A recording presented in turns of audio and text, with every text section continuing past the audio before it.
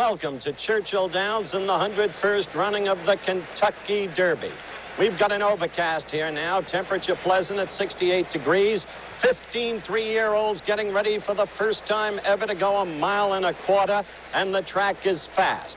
And we expect a highly competitive race today, especially in terms of 5 exceptionally well-regarded horses. We'll be looking at them more closely in just a few seconds. Right now, I want you to get the feeling of being here and following exactly what the fans are following. So in that vein, let's go up to my colleague Chris Schenkel as he keeps you abreast all throughout this telecast of the odds on the tote board. Chris? Thank you, Howard, and good afternoon, ladies and gentlemen. Yes, I'll be reporting on the very backbone of thoroughbred racing, wagering, betting. And it's the people here, over 100,000, that make the odds. That reflects the horses that they like best. And there's been very little change in the first 5 choices since the morning line was issued by the track handicapper Mike Battaglia yesterday. Let's take a look at those odds now. The entry, owned by Darby Dan Farm and trained by Lou Rondinello, are 5-2, their second choice thus far in the betting. They're coupled because of same trainer and same ownership. Media is 24-1, Honey Mark 22-1, Foolish Pleasure the favorite at 2-1, Master Derby 5-1, the third choice, Bull Chapeau an outsider 70-1, Avatar with Bill Shoemaker 11-1, Speed Horse Bombay Duck 25-1, Round Stake 50-1, Diablo 6-1. Promise City 40-1, Rushing Man, Fashion Sale, and Gatch are in the field. So you buy 1 ticket and you get all 3 horses. And in 1971, Ken Euro II won from the field. Look at this shot from the helicopter high overhead. A crowd, there's no official attendance figure yet, estimated 150,000 gathered around the twin spires of Churchill Downs. The 101st running of the Kentucky Derby is getting very, very close. Look at them, gathered everywhere they can get. On the first race today, the handle was down a little bit, then started going up even higher than last year. Here are the horses. Again, there's Foolish Pleasure, the favorite in the race.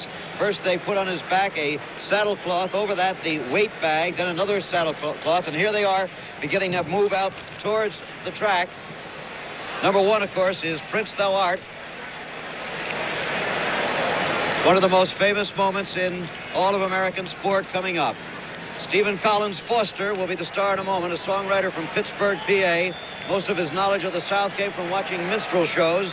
He died at age 38 in New York's Bellevue Hospital, some said of poverty and alcohol. But before he did, he wrote a song that's come to epitomize the Commonwealth of Kentucky, the arrival of springtime, and America's greatest horse race, the Kentucky Derby. What I mean is it's almost time now for my old Kentucky home.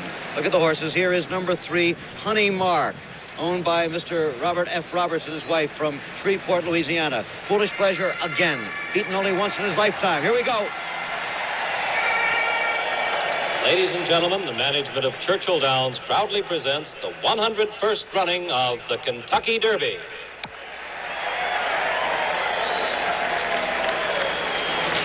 Ten minutes before they're out of the starting gate here at Churchill Downs. The entry, the Darby Dan entry, 3-1.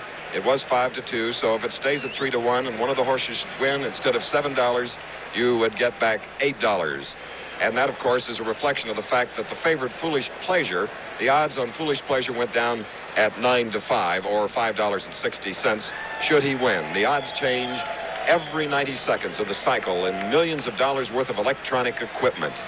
1,300 people manning the 600 sellers windows and the 400 cashier windows and the huge complex that has to take care of 150,000 eager fans who make it the difference of opinion that makes a horse race. Okay, Howard. Okay, Chris, you're looking at the official program, and Jim McKay and I will run down the post parade for you. The number 1 horse, part of an entry, Darby Dan Farm, Prince Thou Art, trained by Lou Rondinello, Braulio Baiza up. Note the erect posture. Number 1A is the other half of John Galbraith's entry, Sylvan Place. He's won only 1 race and 11 starts, but he's still highly regarded, having finished ahead of Foolish Pleasure in the Florida Derby. A son of the great sire Grouse Stark, who was a Derby favorite until injured in the Bluegrass Stakes, Sylvan Place is ridden by last year's winning Derby jockey, Angel Cordero Jr. The number 2 horse is Media. Jean Cruguet, the jockey, Johnny Campo, the trainer, the two at open odds, the one with the other, each expressing mutual disrespect. Media, a fast finishing third in the Wood Memorial. Now to number 3, Honey Mark, a $5,500 bargain buy for owners Mr. and Mrs. Robert F. Roberts of Shreveport. He's already won more than $65,000. After a disappointing ninth in the Arkansas Derby, he was a fast-closing second in the recent Bluegrass Stakes. Eddie Delahousse up. And the number 4 horse, the pre-race favorite, Foolish Pleasure, 10 victories in 11 starts. The regular rider, Jacinto Vasquez, up. The trainer, Leroy Jolly. The owner, John Greer. Number 5 now, Master Derby, has the longest current winning streak of any horse in the field, having won his most recent 5 starts, including the Louisiana Derby and the Bluegrass. His sire, Dust Commander, won the Derby for Mrs. R.E. Lehman and the late Mr. Lehman in 1970. He's ridden by the 21-year-old Oklahoman, Darrell McHargue. And the number 6 horse is Bold Chapeau. C.J. Alleman, the jock. Fred Weibel, the trainer. One of the owners, Tony Leggio, is an obstetrician. But he has no illusions. He can deliver children, but probably not a winner in this Derby. Number 7, this is Avatar, whose name in Hindu means savior. Owner Arthur A. Seligson of San Antonio has engaged the great Bill Shoemaker to ride his colt, winner of the Santa Anita Derby. Like Sylvan Place, Avatar is a son of Graustark. Should jockey Shoemaker ride to victory, it'll be his 4th Derby win. His first was 20 years ago in 1955 aboard Swaps. And the number 8 horse is Bombay Duck, the one expected to have the early foot in today's race. Roland Aristone Sr., the owner, his son, Menotti Aristone, the jock, Ben Perkins, the trainer. Number 9, Round Stake, ridden by Michael Hole, who was born in Canterbury, England, but is now an American citizen. Round Stake won the Derby trial earlier this week and is the first Derby entry for his trainer, Alan Jerkins. Jerkins, the son of an Austrian cavalryman, makes his Derby debut after a 25-year training career. The number 10 horse is the highly regarded winner of the California Derby in record time, Diablo. Frank McMahon of Canada, the owner. Sid Martin, the trainer. Lafitte Pincaille, the jockey. And blinkers seem to have made the difference for this horse. This could be a great story. Promise City, number 11, representing the Big Eye Farm of Idabel, Oklahoma, which its owner, Robert Clayton, has described as being about a foot short of an acre in size. Ridden by Dave Whited, Promise City would be the first winner of the Arkansas Derby to win the big one here. A late charger, so keep an eye on him. And the number 12 horse, one of 3 in the field, Rushing Man. Rushing Man was finished second earlier this week in the Derby trial, the Round Stake, owned by John Meekum, trained by Dave Logston, and the jock is Jim McKnight. Number 13, we'll see, is Fashion Sale, owned by Clarence Benjamin, who operates ladies' apparel shops just across the river from here in New Albany, Indiana. The colt is Florida bred, though, and finished third here a week ago in the Stepping Stone, ridden by Bill Gavidia of Venezuela. And the number 14 horse, the third in the field, is Gatch, owned by Pedro Diaz, trained by Tony Esquilson. And the jock is Julio Espinoza. There was an earlier tendency to liken him to Canonero II, but his record doesn't bear it out. Back in a moment. The entry now, Darby Dan Farms, Prince Thou Art, and Sylvan Place are back at 5-2. In other words, they are being appreciated a little bit more, and I can see why, because Prince Thou Art is a beautiful thoroughbred, and when he came onto the track, that is probably the reason. And you saw just a moment ago that Foolish Pleasure is back, and as I look down on the board now, is back at 9-5, and we're nearing another betting record, a single-day record. We're getting close to the 3,444,000. We have some problems in the backstretch area. There you see the stables where the thoroughbreds are bedded down. Some of the people were able to break through and get across the fence, which was increased in height because of some incidents last year by at least 2 feet. But what it is, they look very peaceful at this point. What they want to do is get just a little closer to see these 15 thoroughbreds. At the moment, we're looking at that horse I told you was a good looker, Prince Thou Art, as we now have a total of $3,306,462 on a single race. Down to Howard. All right, Christopher, some quick reminders. The race, 1.25 miles. None of the 15 entrants has ever gone the distance. All equally weighted at 126. The track is fast.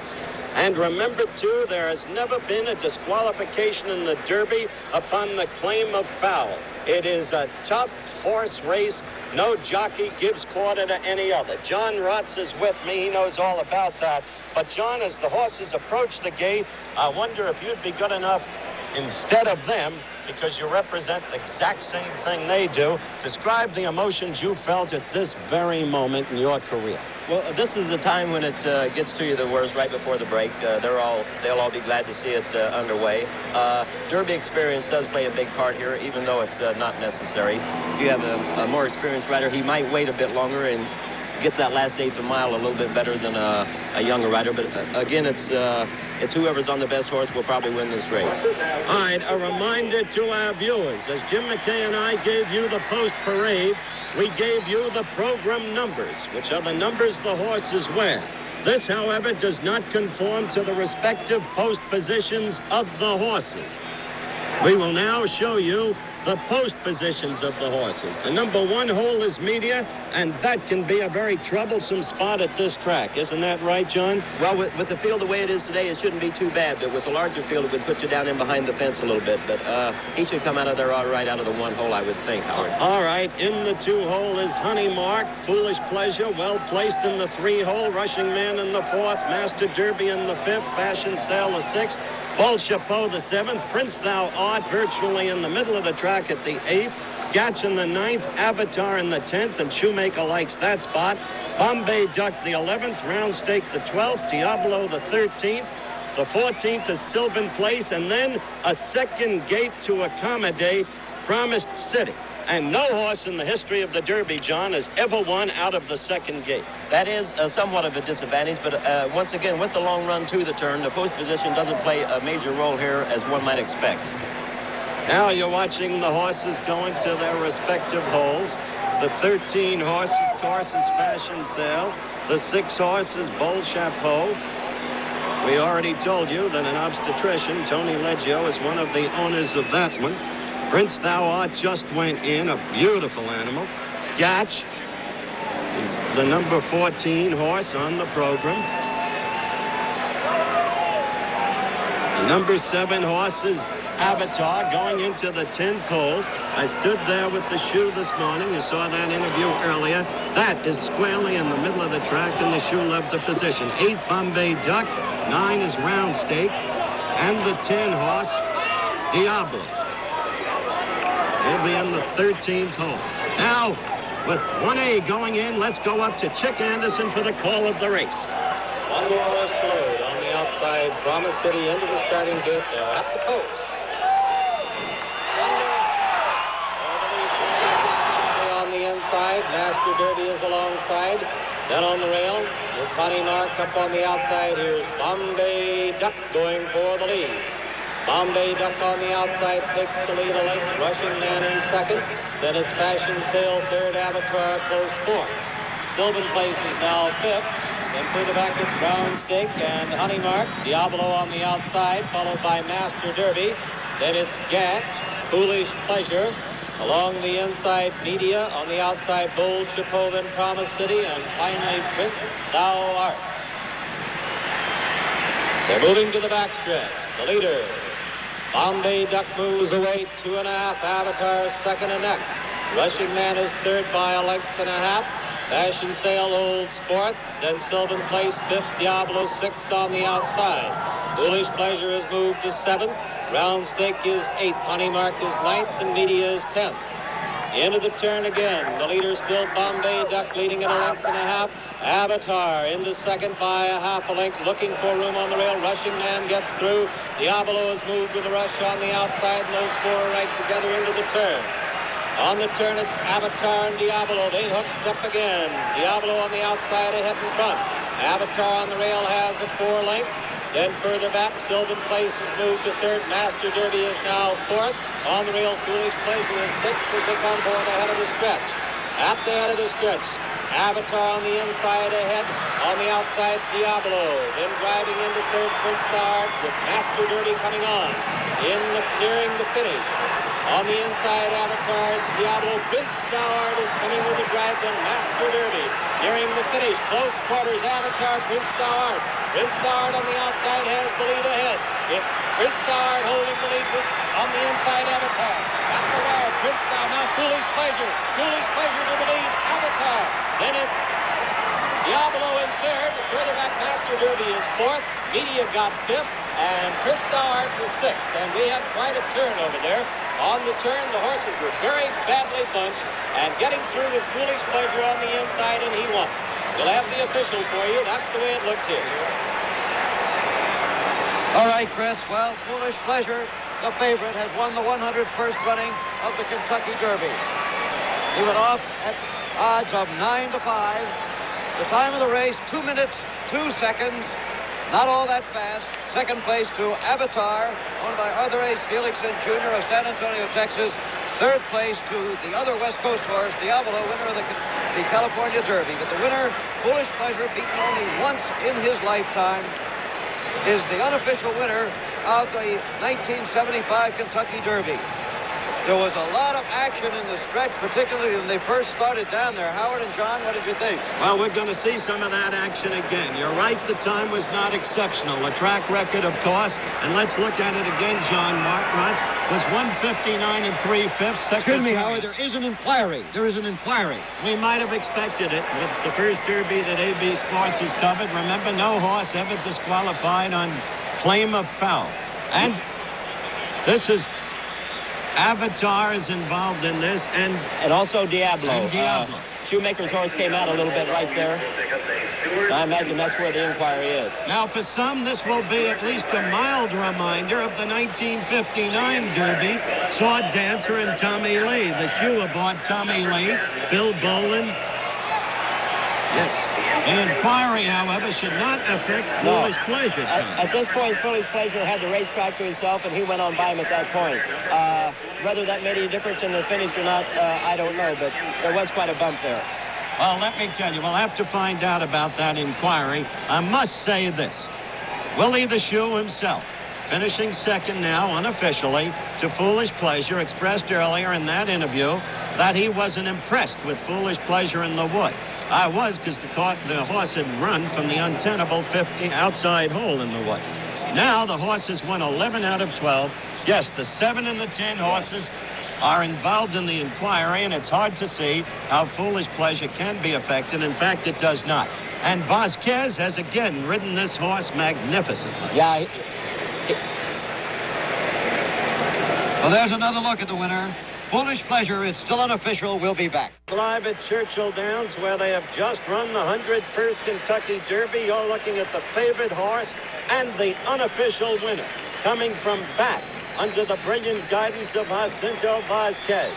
But during the stretch ride, there was a bumping that involved the 2 California horses, Avatar and Diablo. And apparently, Pinkai registered the complaint against Willie the Shoe. Pinkai, of course, aboard Diablo, the Shoe aboard Avatar. We await the official results of that inquiry as you look at Jacinto Vasquez accepting the congratulations that has now become a norm, a habit for him. This Vasquez, yep. 31 years old, only his second Derby there, Howard. 11 out of 12 starts, but a great jockey who's won 3 Flamingo Stakes, and only Eddie Arcaro has won more, Jim. He's won 4. This young man and this horse and the trainer, Leroy Jolly, have that strange mystique that can exist only in sports between a trainer, a jockey, and a horse. It's a mystique that John Rotz knows very well.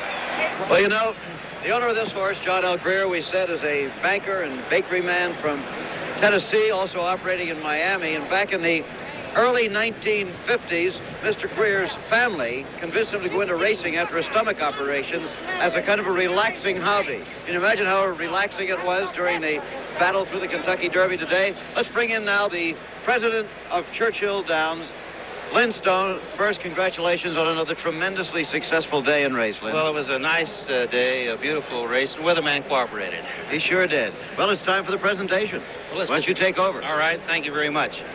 It is my pleasure to introduce to you now the Honorable Julian Carroll, Governor of the Commonwealth of Kentucky. Thank you very much, Lynn. All Kentuckians today, I know, welcome all of our guests that have come to join us for this race, as well as all of those from around the world that have just witnessed the biggest, the best, the greatest race in the world, the Kentucky Derby. You have just witnessed the running of the 101st Kentucky Derby. And we congratulate all of those who have entered today's race. We thank them for coming. We thank them for being entrants. But now I ask Mr. Greer, the owner, to please come around. Mr. Greer, congratulations for Foolish Pleasure. Mrs. Greer, please come on around. For both of you, we are very proud, and I know that you're proud that you entered the race. I know most of all that you're proud that you won, so we congratulate you. And I see that you have some Buckeyes here, Mrs. Greer. You say one for each of the letters? One for each letter in the name of Foolish Pleasure.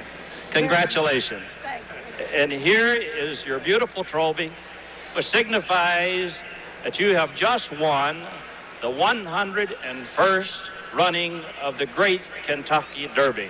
Congratulations, Mr. Jarrett. Congratulations. All right, Mr. Jolly. Joining me now is the trainer for Foolish Pleasure, Mr. Jolly. Congratulations. We appreciate you training this horse so well. I know Mr. Greer particularly appreciates it, and we're so glad that you joined us today. And congratulations as the trainer of Foolish Pleasure. Thank you very much. And folks, here comes a fella now that it's extremely important. And I know, Mr. Greer, that you've made a fine choice. And the jockey, come right around. Vasquez, we congratulate you on riding the winner in the 101st Kentucky Derby. Congratulations. We appreciate you being a part of the race. Congratulations, Vasquez. Thank you very much. Thank you. Thank you, Ms. Greer. May I say hello to my two great-grandchildren and my 98-year-old mother? Well, fine.